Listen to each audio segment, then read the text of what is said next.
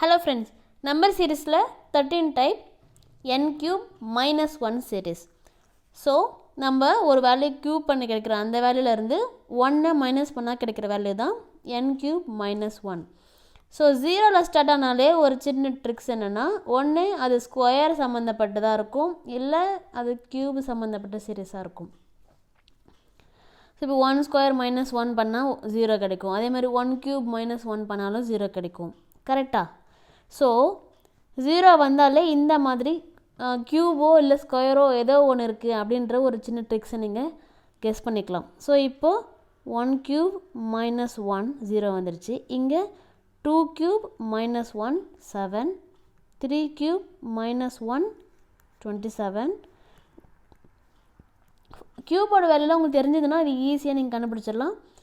5 cube 125வா? So 5 cube minus 1, 6 cube minus 1, இது 7 cube minus 1.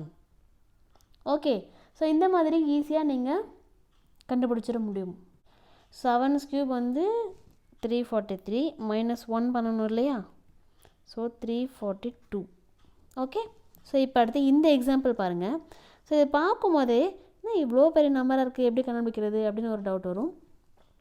ஆனால் இதில் ஒரு சூப்பரான ஒரு மேஜிக்கான ஒரு விஷயம் இருக்குது. இங்கே பாருங்கள், எப்பவுமே இந்த மாதிரி பெரிய நம்பராக இருந்துச்சு அப்படின்னா நான் என்ன சொல்லியிருக்கேன், ஃபஸ்ட்டு இருக்க டிஜிட்டை நீங்கள் கன்சிடர் பண்ணி பாருங்கள். ஸோ இப்போ பார்த்தீங்க இந்த இந்த டிஜிட்டை நீங்கள் பார்க்கும்போது 125 என்னது? 5 கியூபு 125ஆ? ஸோ இங்கே வந்து 124 இருக்கா? ப்ளஸ் நமக்கு வந்து 999 அப்படின்னு இருக்கா? அப்போது ஏதோ 1 வந்து மைனஸ் பண்ணியிருக்காங்க. இப்போ 5 கியூபு, ஸோ 0 3 டிஜிட் இருக்கு இல்லையா? So 50 cube. Okay, minus 1. So இது வந்து 40 கியூப் மைனஸ் 1. ஸோ இந்த 0 வேல்யூ உங்கள் 40 கியூப் பண்ணும்போது 3 டிஜிட் வருது இல்லையா? அதுலேருந்து மைனஸ் 1 பண்ணாக்கா 999 அப்படி தானே வரும். ஸோ அதை வச்சு ஈஸியாக கண்டுபிடிச்சிடலாம். 30 cube minus 1, 20 cube minus 1. So இது 10 கியூப் மைனஸ் 1. ஸோ ஆன்சர் என்னவாக இருக்கும்? 10 கியூப் வந்து,